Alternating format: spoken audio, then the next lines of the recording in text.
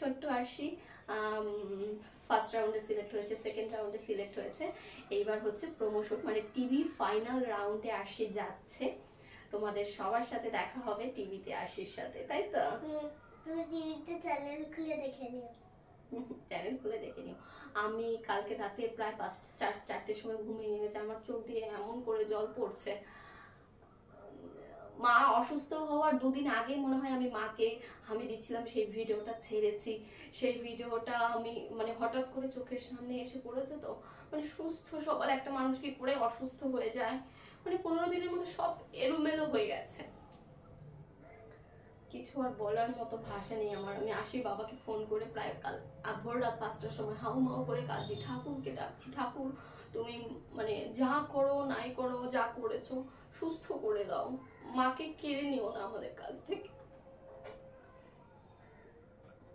সবাই আশীর্বাদ করো মা যেন তাড়াতাড়ি সুস্থ হয়ে যায়, ভালো হয়ে যায়, মাকে যেন আমরা ফিরিয়ে আনতে পারি, ব্যাস এইটুকুই, আর কিছু চাওয়ার নেই।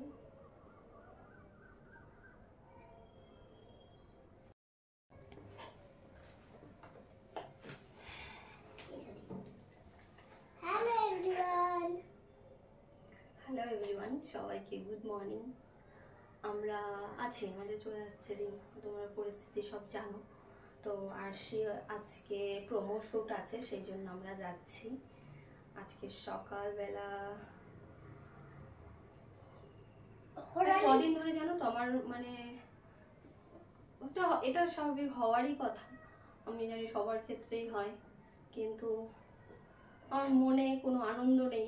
মানে আরশির এত বড় একটা অ্যাচিভমেন্ট, সবার একটা কত আনন্দ, কিন্তু আমাদের কারো মনেই মানে আমরা মন থেকে না আনন্দটাকে ফিল করতে পারছি না, যেটা হয় আর কি বাচ্চাদের ক্ষেত্রে কোনো কিছু হলে একটা বড় ধরনের কোনো আনন্দ হয়, কিন্তু মানে আনন্দ হচ্ছে কিন্তু আমরা সেইভাবে ফিল করতে পারছি না ব্যাপারটা।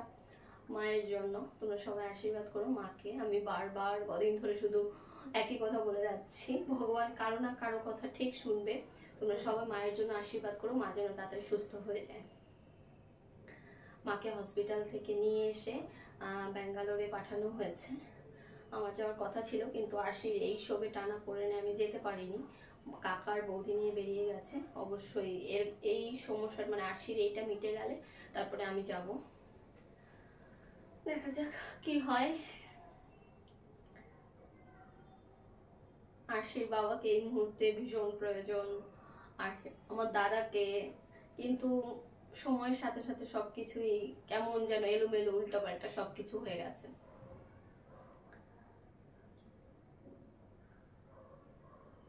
এতদিন বসে শুয়ে মানে তোমরা দেখেছো ফ্ল্যাটে আমরা কিভাবে সময় কাটিয়েছি, এতদিন না এসেছে আরশির খবর, না এসেছে মানে মায়ের এইরকম একটা একদম হঠাৎ করে 15 দিনের মধ্যে সবকিছু যেন উল্টো পাল্টা এলোমেলো হয়ে গেল। আর প্রথমত আমরা ভাবতেই পারিনি যে মায়ের পরিস্থিতিটা এইরকম হয়ে যাবে, মানে উইকনেস প্রবলেমটা যে এইরকম মানে জায়গায় গিয়ে দাঁড়াবে আমরা ভাবতেই পারিনি। আমরা ভেবেছি নর্মাল সুগার প্রেশার থেকে যেরকম হয়, যে বেড়ে গেলে অনেক সময় হয়তো বা উইকনেস হতে পারে বা খাওয়া দাওয়ার থেকে হতে পারে, তোমরা অনেকে বলছো ভিটামিন ডি এর অভাবে হতে পারে, মানে আমরা এক একজন এক এক রকম ভেবেছি। মানে এত বড় কিছু যে একটা হয়ে দাঁড়িয়েছে আমাদের মাথায় আসেনি, সেই জন্য আমরা মানে হসপিটালে ভর্তি করেছিলাম। মানে আগে যদি জানতাম, এটা আগে কেউ জানেও না, সেটাও ঠিক। আমরা বাইরে ডাক্তার দেখিয়েছি, বাইরে ডাক্তার দেখিয়ে তোমাদের বললাম রিপোর্ট ভালো নেই, তো তখনই আমি মোটামুটি আমাকে বলেছে যে এরকম এরকম পরিস্থিতি। তো ওখানে 2-3টে অবলিক দেওয়া ছিল যে এইটা অথবা এইটা অথবা এইটা, তো সেই কারণে আমরাও কনফিউজ ছিলাম যে কি হয়েছে। তো হসপিটালে যাওয়ার পর হসপিটালেও 2টো অবলিক অবলিক দেওয়া রয়েছে, তবে ফাইনাল রিপোর্ট আসবে ওইখানে ব্যাঙ্গালোরে নিয়ে গেছে, দেখা যাক কি হয়। সবকিছু তোমাদের সাথে আপডেট দেওয়া হবে। তোমরা আশীর্বাদ করো সবাই মায়ের জন্য আর আরশির জন্য, তাই তো? তোমাদের ছোট্ট